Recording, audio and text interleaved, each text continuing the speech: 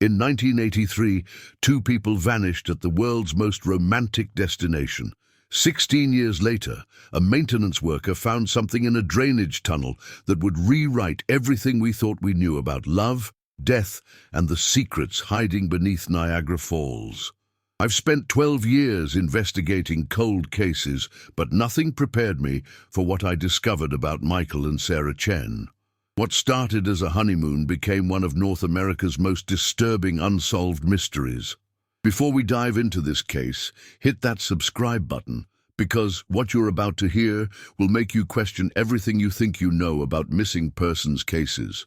I remember the first time I saw their wedding photo. Michael and Sarah Chen, both 24, standing outside a small church in Buffalo, New York. She wore her grandmother's pearl necklace. He had paint under his fingernails from working on their new apartment. They looked like any young couple ready to start their lives together. 3 days later, they would walk into Niagara Falls State Park and never walk out. It was October 15th, 1983, a crisp autumn day when the leaves were just beginning to turn. Michael worked as a graphic designer for a small advertising firm downtown. Sarah taught 3rd grade at an elementary school near their neighborhood. They'd saved for 18 months for this honeymoon, choosing to stay local rather than go into debt for some exotic destination. "We'll have plenty of time for fancy trips later," Sarah had told her sister just days before the wedding. The morning of their disappearance, the hotel clerk remembered them clearly. The Chens checked out of the Rainbow Motel at exactly 10:30 a.m. Michael carried a small backpack. Sarah had her camera around her neck and wore a bright red jacket that would later become crucial to the investigation. They told the clerk they planned to spend the day walking the falls before driving home that evening. The clerk watched them get into their 1979 Honda Civic and head toward the state park. Security cameras at the park entrance captured them arriving at 11:15 a.m. Michael paid the parking fee with exact change, counting out quarters from a small leather pouch. Sarah was already looking toward the falls, her hair catching in the wind. They walked hand in hand toward the observation deck, just another couple among the hundreds of tourists who visit every day. But here's what bothers me about that footage. In the background, barely visible, there's a figure in dark clothing who seems to be following them.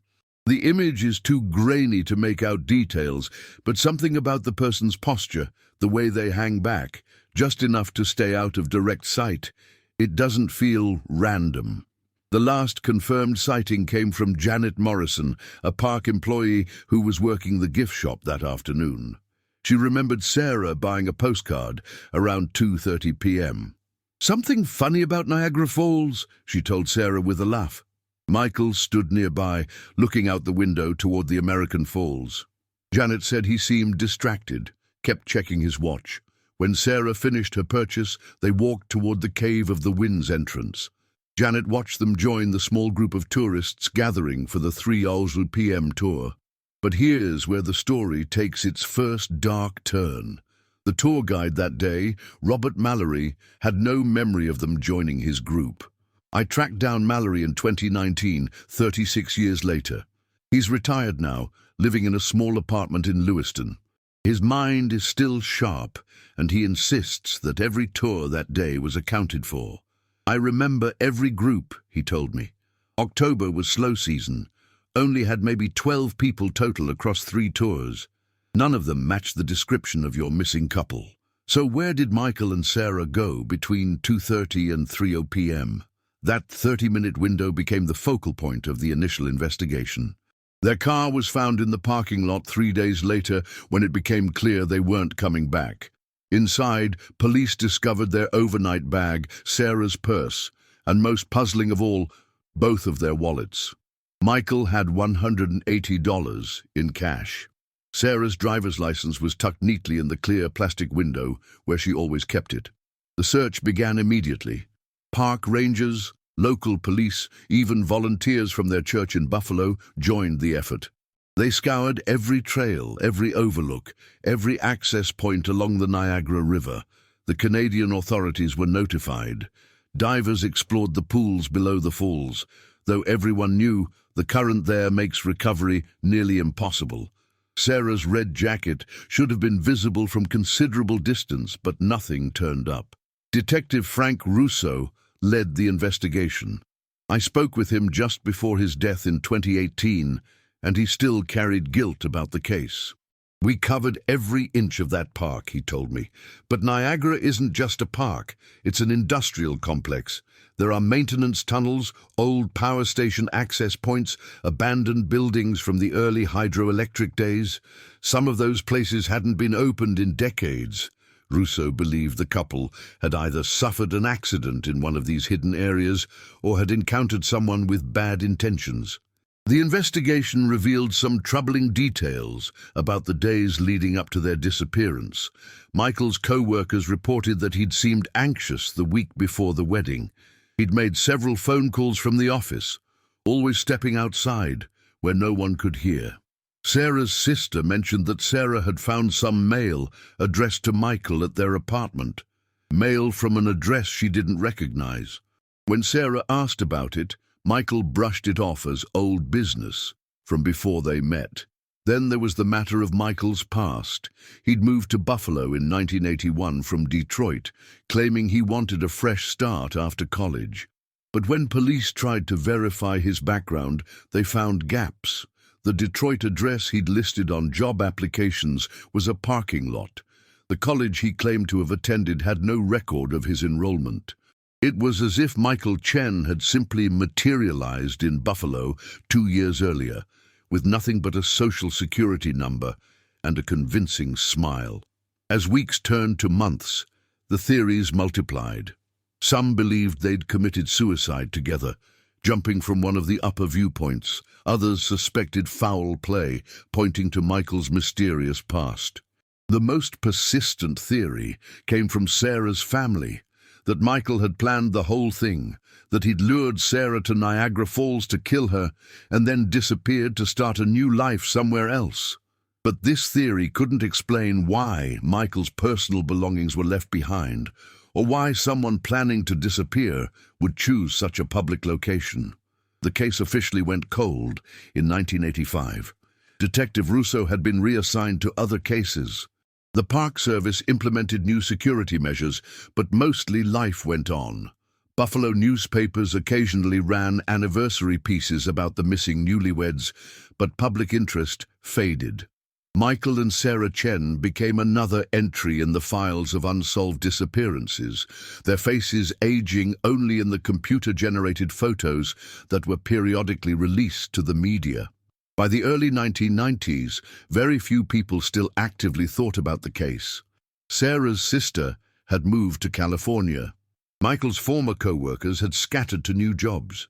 Even Detective Russo admitted that he'd stopped expecting to find answers. Cold cases have a way of settling into the background of a detective's mind, becoming like old injuries that only ache when the weather changes. But in the summer of 1998, something changed. The New York State Power Authority began a major renovation of the underground infrastructure around the falls. These weren't areas typically accessible to tourists or even most park employees. Workers were updating electrical systems and drainage networks that dated back to the 1960s. It was dangerous, technical work that required specialized crews and extensive safety protocols. Tommy Reeves was part of that crew, a maintenance supervisor with 15 years of experience working in the underground systems around Niagara Falls. I met Tommy at a diner in Niagara Falls in 2020, and he still gets uncomfortable talking about what he found. "You have to understand," he told me, "those tunnels aren't meant for people. They're for water, electricity, emergency access. Most of them are barely tall enough to crawl through." On June 23, 1999, Tommy was inspecting a drainage tunnel that ran beneath the American Falls observation area. The tunnel was part of the original infrastructure built in the 1960s to manage water runoff and prevent erosion. It was about 4 feet high and maybe 3 feet wide, lined with concrete and filled with pipes and electrical conduits. Tommy was checking for structural damage when his flashlight caught something metallic wedged between 2 support beams. At first, he thought it was debris. Construction sites always accumulate random metal objects. But when Tommy worked the object free, he realized he was holding a wedding ring, a man's gold band with an inscription inside, Michael and Sarah forever, 10/12/83, October 12th, 1983. 3 days before Michael and Sarah Chen had disappeared. Tommy immediately contacted park security, who called the local police, who eventually reached Detective Frank Russo. Even though the case was officially cold, Russo responded personally. He took one look at the ring and knew they'd found their first real clue in 16 years. But the ring raised more questions than it answered. How had it gotten into a drainage tunnel that required specialized equipment to access? Why was only Michael's ring found and not Sarah's? And perhaps most disturbing, what else might be hidden in the vast network of tunnels beneath Niagara Falls? The discovery triggered a new phase of investigation.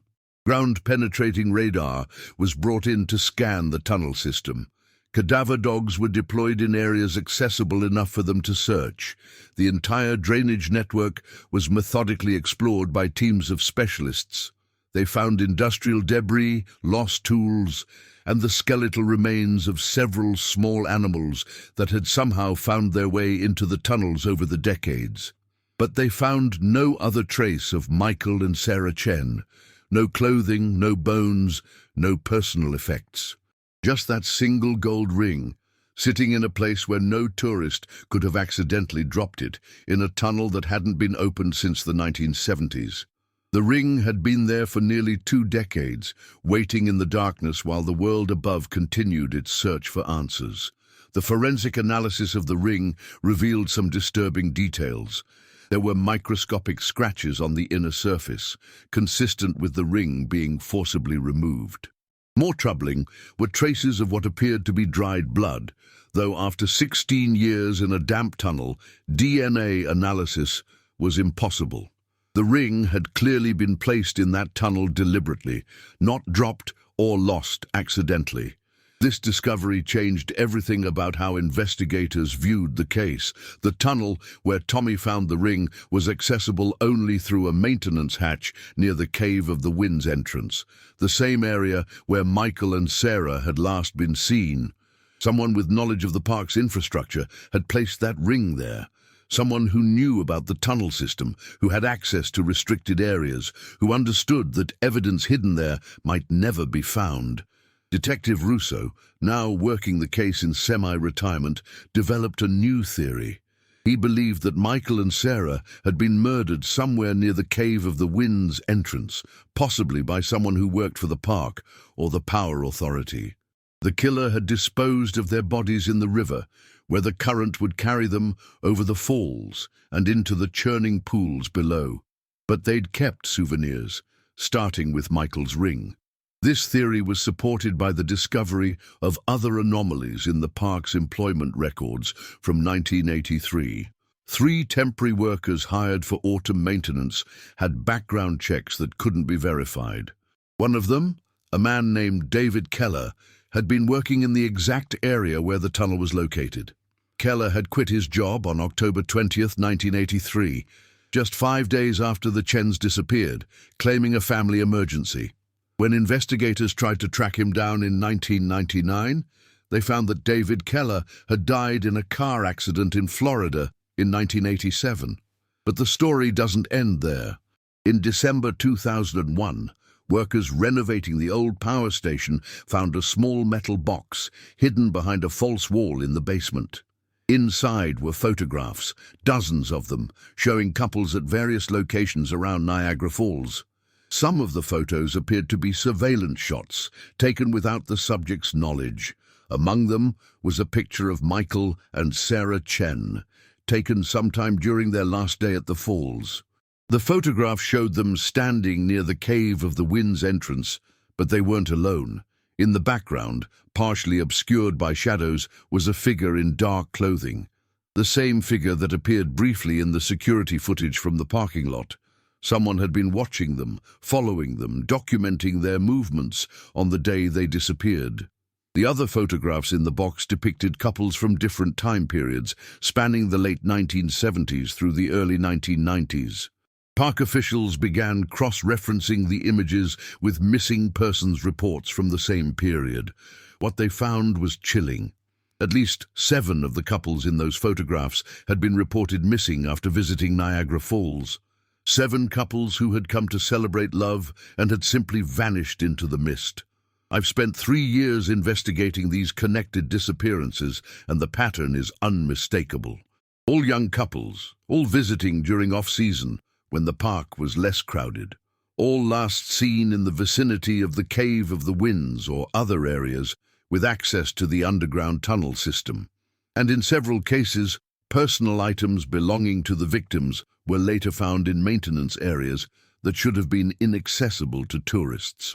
The official investigation was quietly expanded to include these other cases, but progress was slow. Many of the original investigators had retired or died.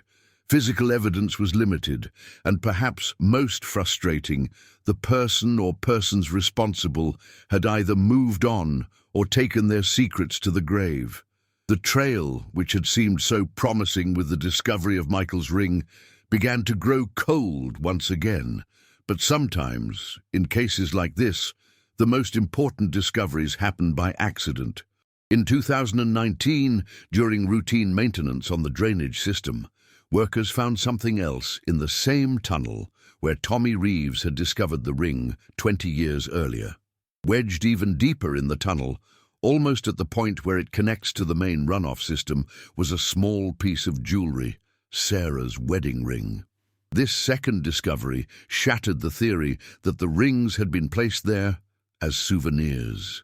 The location of Sarah's ring, much deeper in the tunnel system, suggested something far more disturbing.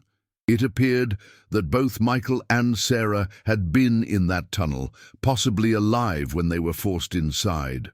The scratches on Michael's ring, the location of both rings in different parts of the tunnel system, it painted a picture of a struggle, of 2 people fighting for their lives in a concrete tomb beneath one of the world's most beautiful natural wonders. The investigation continues today, though it's largely been taken over by federal authorities due to the multi-state nature of the crimes. The tunnel system beneath Niagara Falls has been sealed off from public access, and new security measures have been implemented throughout the park, but questions remain. Who was David Keller? And was he working alone? How many other victims might there be? And perhaps most haunting of all, what else lies hidden in the darkness beneath the falls? My investigation into David Keller's background took me down rabbit holes I never expected to explore. The man who worked at Niagara Falls in 1983 had left virtually no trace of his existence before arriving in New York. But I'm persistent when it comes to cold cases, and persistence often reveals patterns that others miss. After months of digging through employment records, social security databases, and archived newspaper clippings, I found something that chilled me to the bone. David Keller wasn't his real name. The social security number he'd used to get the job at Niagara Falls belonged to a child who had died in Michigan in 1956. The real David Keller never lived to see his first birthday. Someone had stolen a dead infant's identity and used it to create a completely fabricated life. This wasn't just someone running from a troubled past. This was a person who had methodically constructed a false identity for the purpose of gaining access to the very infrastructure where multiple couples would later disappear. The deeper I dug into this fake identity, the more connections I found to other locations across the northeastern United States. Between 1975 and 1987, variations of the name David Keller appeared on employment records at tourist destinations, from Acadia National Park in Maine to the Delaware Water Gap in Pennsylvania.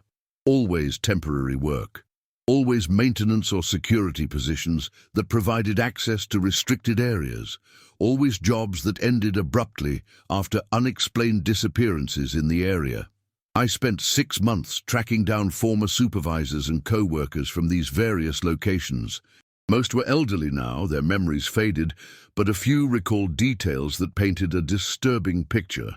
Robert Chen, who supervised seasonal workers at Acadia in 1978, remembered a maintenance worker who fit Keller's description. Quiet guy, kept to himself, Chen told me over the phone from his retirement home in Bar Harbor. Good worker, but there was something off about him. Always volunteering for the night shifts, always asking questions about areas that weren't part of his job. During that same summer of 1978, two couples went missing while hiking in Acadia. Jennifer and Mark Stevens from Boston, and Lisa and Paul Morrison from Vermont. Both couples were experienced hikers who knew the trails well. Both disappeared on foggy nights when visibility was limited. Their bodies were never found, though search teams covered thousands of acres of wilderness. The case went cold after 6 months, filed away as a tragic accident in treacherous terrain. But here's what bothers me about those disappearances. Both couples had been seen talking to a park maintenance worker just hours before they vanished. A worker who offered to show them lesser-known trails that tourists rarely visited. A worker who knew exactly where the security cameras couldn't see, where the emergency call boxes didn't reach, where screams would be swallowed by the vast Maine wilderness. The pattern repeated itself across multiple states over more than a decade. Vermont, New Hampshire, New York, Pennsylvania, always scenic tourist destinations, always couples visiting during off-season when crowds were thin and security was minimal. Always a maintenance worker who seemed helpful, knowledgeable, trustworthy. Someone who could blend in with the landscape of any tourist destination, invisible in his work clothes and official capacity. I created a timeline of every known appearance of the David Keller identity, cross-referenced with missing persons reports from the same time periods and locations. The correlation was undeniable. Wherever David Keller worked, couples disappeared. Wherever couples disappeared, David Keller would quit his job within days and vanish, only to resurface months later at another location with another slightly modified backstory, but the same stolen social security number. This wasn't random violence or crimes of opportunity. This was a predator who had spent over a decade perfecting his methods, learning from each hunt, adapting his techniques to different environments. He understood that couples visiting romantic destinations were vulnerable, distracted by their emotions and unfamiliar with local geography. He knew that tourists trusted people in official positions, people who appeared to belong in those beautiful places where nothing bad was supposed to happen. The psychological profile that emerged from my research was terrifying in its calculated precision. This was someone who derived satisfaction not just from killing, but from the entire process of stalking, manipulating, and ultimately destroying the happiness of his victims. He chose couples specifically because their joy, their love, their dreams of a future together represented everything he either envied or despised. He was methodical, patient, and most disturbingly, he was very good at what he did. But even the most careful predators make mistakes, and I believe David Keller made his biggest mistake at Niagara Falls. The tunnel system there was more complex than the wilderness areas where he'd operated previously. The urban environment created more variables, more potential witnesses, more physical evidence that could survive for decades. By placing those wedding rings in the drainage tunnels, he'd created a permanent record of his crimes in a location that would eventually be discovered. The question that haunted me was whether David Keller had died in that Florida car accident in 1987, or whether that too was part of his elaborate deception. I spent weeks tracking down details of that accident, reviewing police reports, medical examiner findings, even newspaper coverage. What I found raised more questions than it answered. The accident occurred on a remote stretch of highway near Gainesville, Florida, at 3:17 a.m. on November 15, 1987. The driver, identified as David Michael Keller, had apparently fallen asleep at the wheel and crashed into a concrete barrier. The car caught fire immediately, and by the time emergency responders arrived, the body was burned beyond recognition. Dental records were used for identification. But here's the problem. The dental records on file for David Keller were from a dentist in Buffalo who had no memory of ever treating anyone by that name. More troubling was the fact that the Florida accident occurred just 3 days after 2 newlyweds had disappeared while visiting Everglades National Park. Emma and Robert Davidson from Atlanta had been camping in the backcountry when they vanished without a trace. Their tent was found intact, their belongings undisturbed, but Emma and Robert were gone. The only clue was a set of tire tracks near their campsite that didn't match any vehicle they were known to have contact with. I began to suspect that David Keller had faked his own death to escape detection, but had first claimed one final pair of victims. The timing was too convenient, the circumstances too suspicious. Someone with his experience in assuming false identities would certainly be capable of staging a fatal accident, especially if he'd had time to plant false dental records and create backup documentation. This theory gained support when I discovered that several social security numbers belonging to deceased children had been used to create new identities in Florida starting in 1988, just months after Keller's supposed death. The pattern was identical.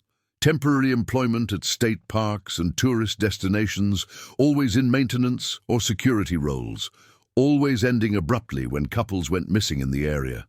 I tracked this new identity through the late 1980s and early 1990s, following a trail of disappeared couples and abandoned jobs that stretched from Florida to North Carolina to Tennessee. The predator had learned from his experience at Niagara Falls, adapting his methods to avoid leaving physical evidence in locations where it might be discovered decades later. But he couldn't change his fundamental nature, his compulsion to hunt couples in beautiful places where love was supposed to triumph over evil. The trail went cold in 1994 after a double disappearance at Great Smoky Mountains National Park. James and Patricia Williams from Kentucky had been celebrating their 5th wedding anniversary with a cabin rental near Gatlinburg.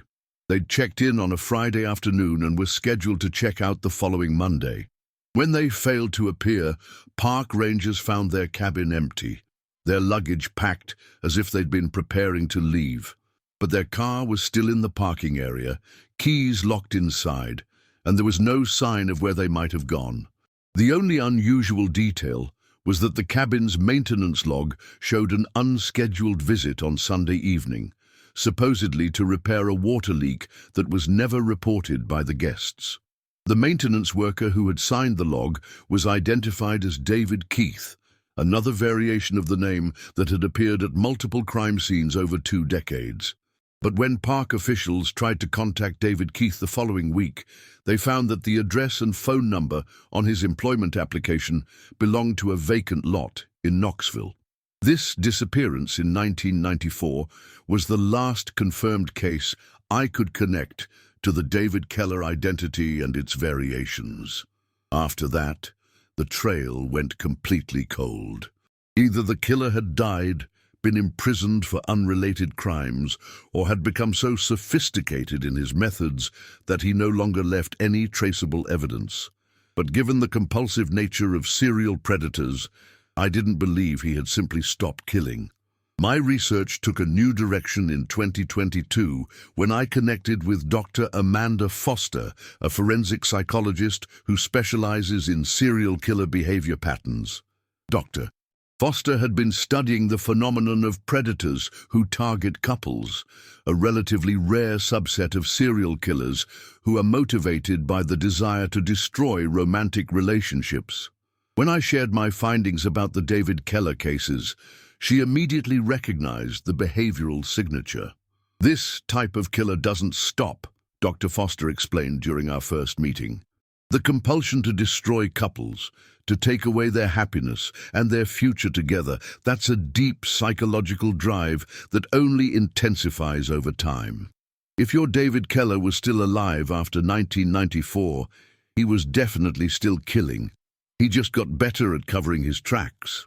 Dr. Foster helped me understand the psychological profile of someone who would spend decades perfecting the art of murdering couples at tourist destinations. This wasn't someone driven by sexual sadism or financial gain. This was someone motivated by a profound hatred of romantic love itself, possibly stemming from his own inability to form meaningful relationships or from some traumatic experience in his past that had warped his understanding of human connection. The choice of tourist destinations wasn't just tactical, it was symbolic.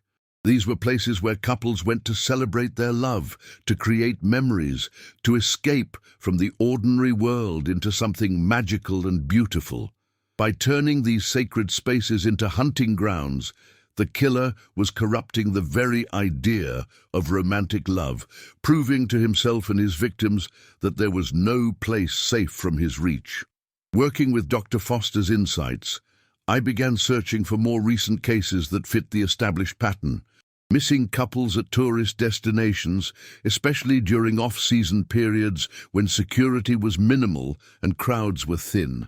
What I found was a series of disappearances that had been dismissed by local authorities as accidents or voluntary disappearances, but when viewed together, revealed the same methodical approach that had characterized the David Keller cases. Between 2010 and 2020, at least 6 couples had vanished from national parks and scenic areas across the southeastern United States. Each disappearance occurred during weekday visits when parks were less crowded. Each couple had been seen talking to park employees or maintenance workers shortly before they vanished. And in each case, the employee who had interacted with the victims could not be located for follow-up interviews, their employment records containing false addresses and disconnected phone numbers. The most recent case that fit the pattern occurred in October 2020 at Mammoth Cave National Park in Kentucky. Daniel and Michelle Torres from Nashville had been visiting the cave system when they disappeared during what was supposed to be a guided tour of a restricted section. The tour guide who had allegedly taken them into the unauthorized area was never found, and park officials had no record of approving any special tours for that day. Search teams explored miles of cave passages, but Mammoth Cave is one of the world's longest-known cave systems, with over 400 miles of surveyed passageways and countless unexplored branches. Finding 2 people in that underground labyrinth would be nearly impossible, especially if someone familiar with the cave system had deliberately led them into areas where they would never be discovered. The Daniel Torres case renewed official interest in the pattern of couple disappearances, and federal investigators began reviewing all the cases I had compiled over years of research. What they found was a killer who had operated for over 4 decades, adapting his methods to changing technology and security measures, but never abandoning his fundamental mission of destroying couples who dared to celebrate their love in the beautiful places of the world. I still think about Michael and Sarah Chen, but now I think about them as part of something much larger and more horrifying than I had originally imagined. They weren't random victims of a single killer. They were part of a decades-long campaign of terror that had claimed dozens of couples across multiple states. Their honeymoon at Niagara Falls had brought them into the path of a predator who had been perfecting his methods for years before they were born.